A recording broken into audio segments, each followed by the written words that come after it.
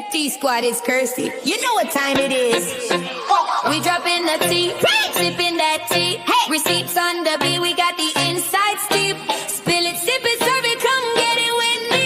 It's dropping the tea, dropping the tea. We drop. Hey T Squad, it's Kirsty.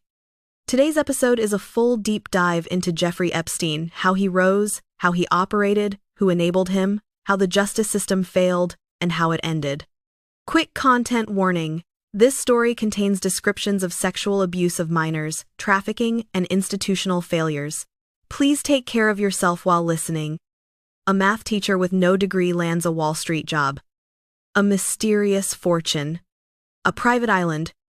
A secret plea deal that silenced dozens of victims. And a jail where the cameras didn't capture the most important night. This is the Jeffrey Epstein story start to finish. Epstein was born in Brooklyn in the early 1950s. He was bright at maths, skipped grades, and dropped out of uni without a degree. In the mid-70s, he talked his way into a teaching job at the elite Dalton School in Manhattan. That job didn't last, but it put him in the room with very wealthy parents.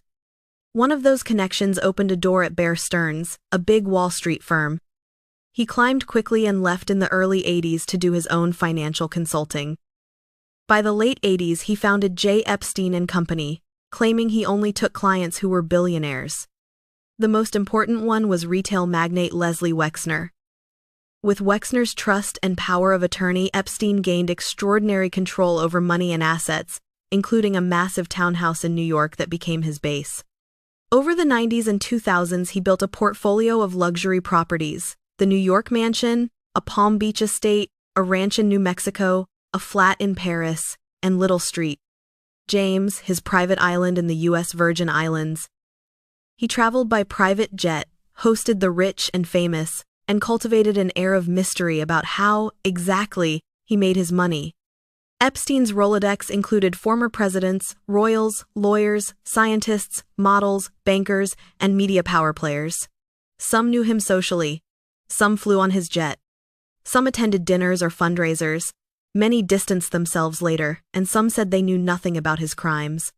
He used philanthropy to polish his image: donations to universities and labs, relationships with well-known academics, grand salons at his homes.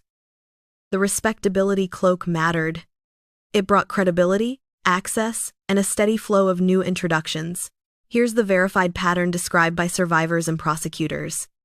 Epstein targeted vulnerable teenage girls, often in their mid-teens. He or his assistants would lure them with cash to give massages at his homes. Behind the closed door, the massage turned into sexual abuse. He paid in cash, and then paid some girls to recruit other girls. That created a pyramid of exploitation that kept new victims arriving, especially in Palm Beach and New York.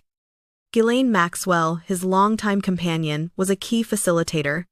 Survivors testified that she groomed them, normalized the sexual environment, booked the appointments, and sometimes participated.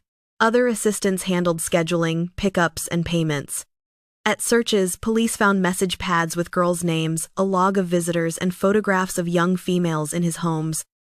In short, this wasn't random. It was a system. Important note.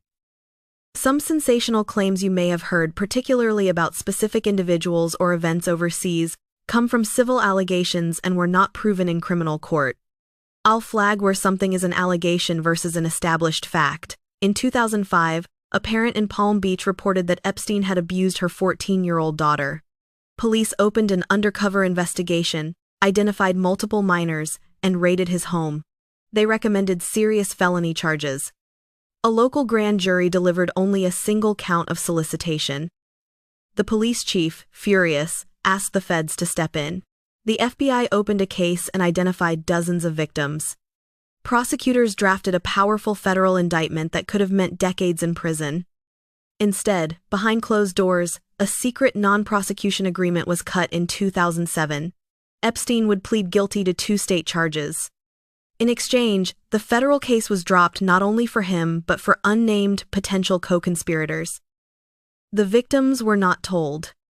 That secrecy violated their rights under federal law. Epstein's sentence? 18 months in county jail with work release. He left jail for up to 12 hours a day, 6 days a week, to sit in an office. After about 13 months inside, he was out registered as a sex offender, on probation, and right back to his properties. Over the next years, he quietly settled civil suits with survivors, often with non-disclosure agreements. Exposed how that secret deal happened, public outrage followed. A federal judge later ruled that the prosecutors had violated the victims' rights by keeping them in the dark.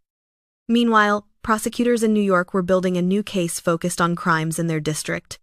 In July 2019, Epstein was arrested at a New Jersey airport after flying in from Europe.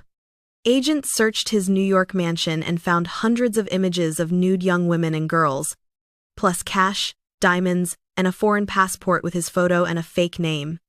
He pleaded not guilty. Prosecutors argued he was a flight risk with a history of tampering. The judge denied bail. Epstein waited in a Manhattan federal jail for trial. About 2 weeks into custody, Epstein was found with injuries to his neck. He was put on suicide watch, then within about a week taken off and placed back in a high-security unit where policy said he should have a cellmate. On the night of August 10th, he was left alone. The 2 officers on duty failed to make required checks for hours. Some cameras malfunctioned. In the morning, he was found unresponsive, having hanged himself with a bedsheet. The New York City medical examiner ruled it a suicide by hanging. A Department of Justice Inspector General report later concluded there was no evidence of foul play and that negligence, misconduct, and staffing failures at the jail created the conditions for his suicide. The 2 guards were charged with falsifying records and avoided prison under a deal. The jail leadership changed, and later the facility shut down. Because Epstein died, the criminal case ended without a trial. Without Epstein, attention shifted to enablers. Ghislaine Maxwell was arrested in 2020, convicted of trafficking-related charges in 2021, and sentenced to 20 years in prison the following year. Survivors pursued civil accountability. Epstein's estate funded a compensation program that paid out to more than 100 claimants. Banks that had kept Epstein as a client paid large settlements to resolve lawsuits alleging they ignored red flags. Institutions that took his money, universities and labs, faced scrutiny about accepting his donations. Public figures who knew Epstein issued statements, distanced themselves, or faced civil suits. Some settled, many denied wrongdoing. Let's separate what's known from what's speculated. What's established? Epstein ran a long-running operation that exploited many underage girls. He received an extraordinarily lenient plea deal in 2008 that was kept secret from victims. He was rearrested in 2019 with strong evidence in New York.